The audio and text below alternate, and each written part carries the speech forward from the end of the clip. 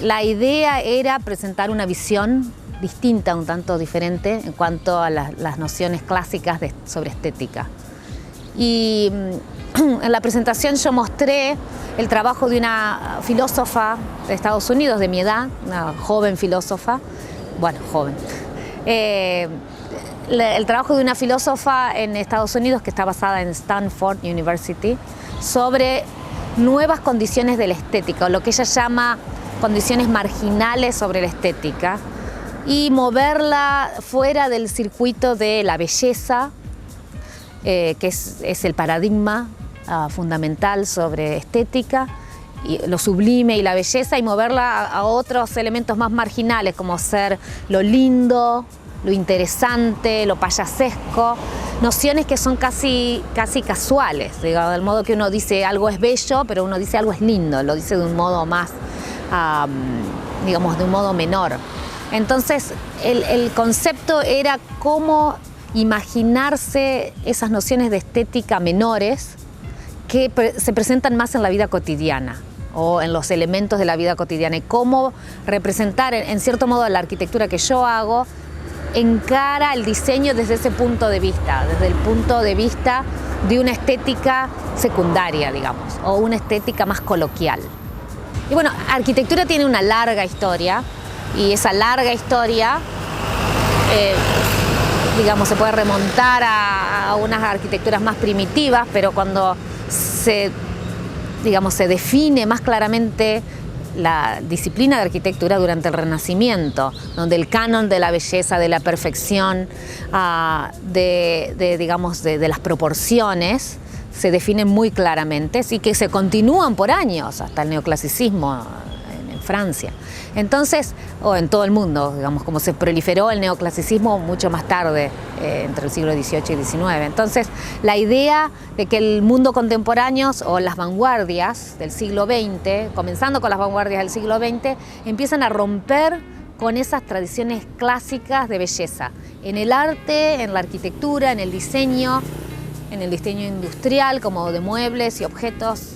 Todo empieza a cambiar a principios del siglo XX.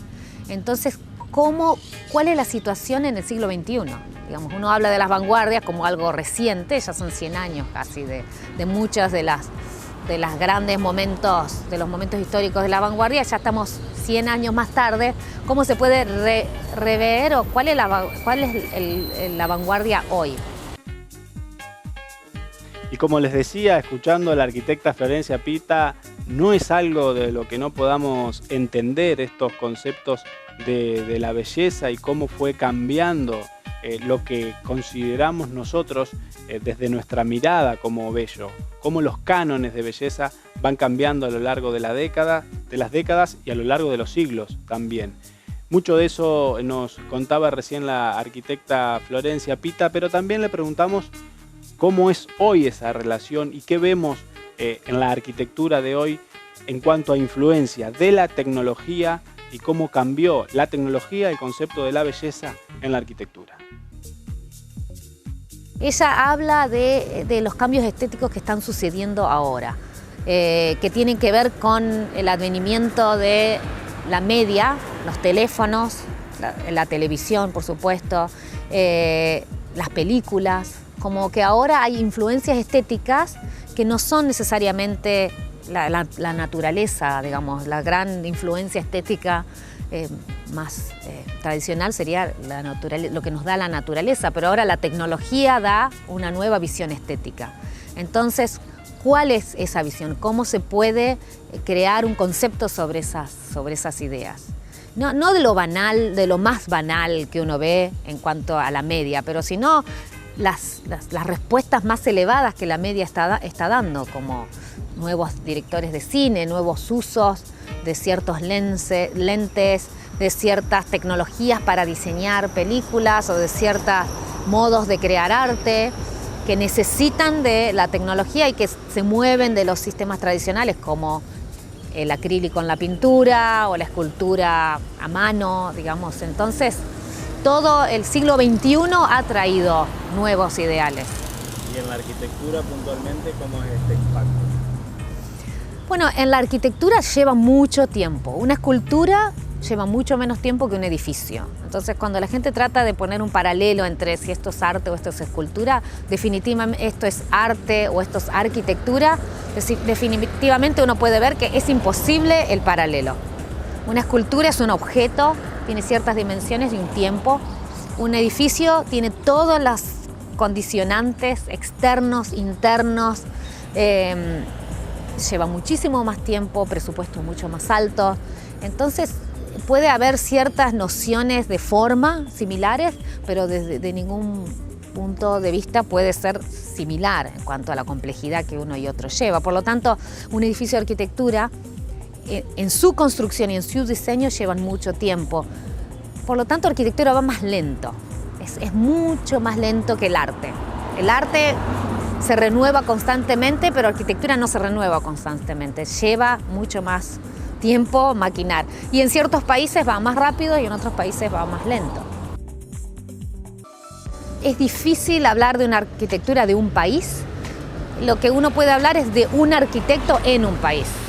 Entonces, hay arquitectos que trabajan en ciertos países y que pueden, digamos, producir una cantidad de edificios considerable, y hay países en los que funcionan mejor, pero no hay un movimiento arquitectónico, no es como el movimiento moderno, que fue un movimiento, un arquitecto o algunos arquitectos en Europa lo comenzaron y se expandió notablemente por todo el mundo.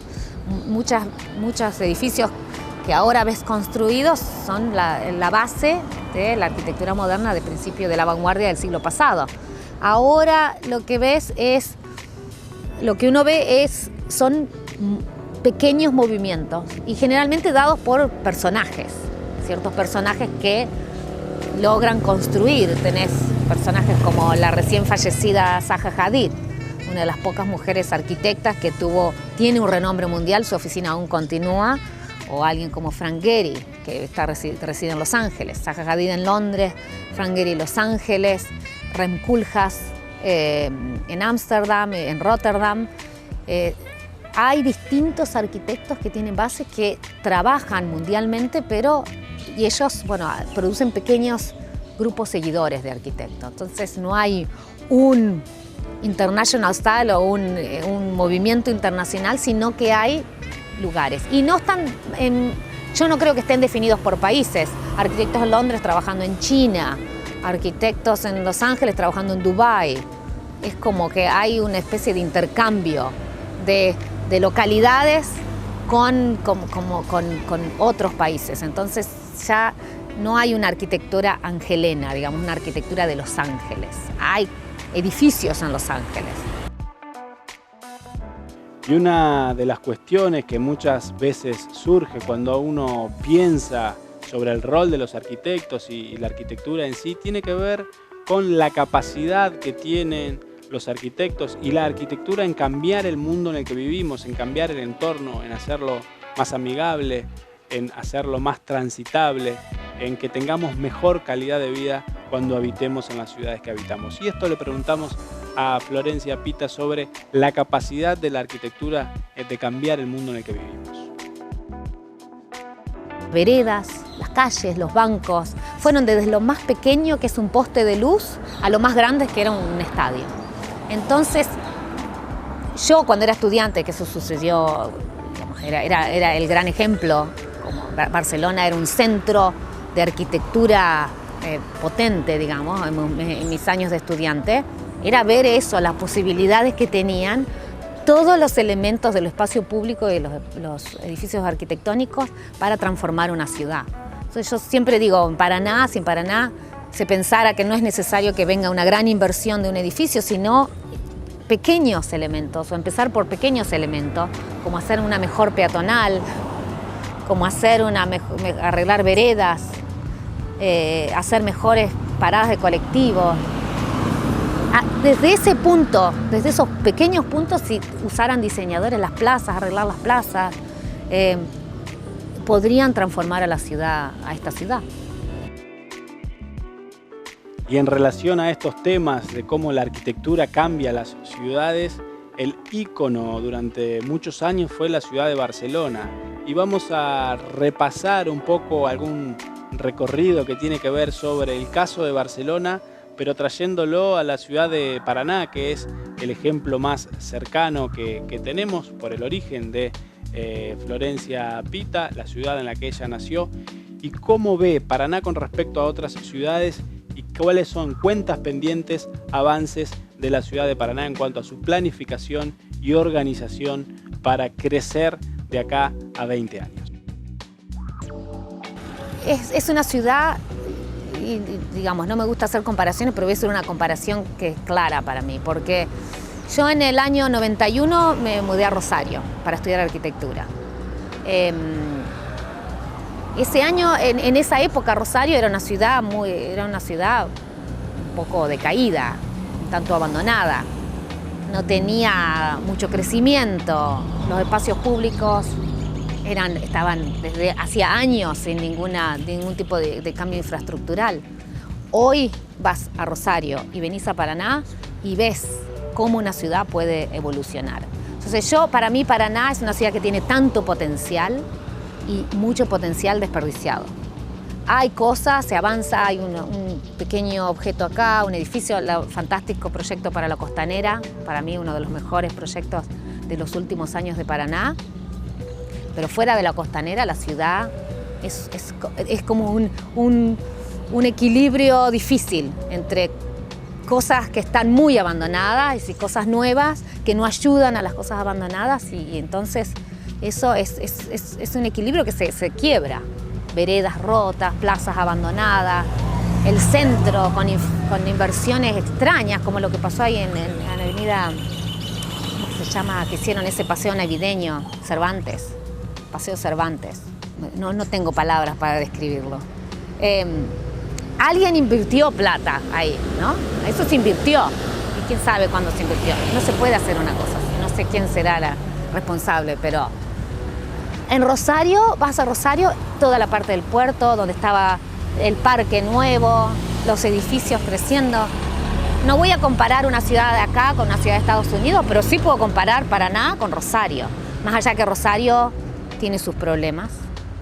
Santa Fe, sin ir más lejos.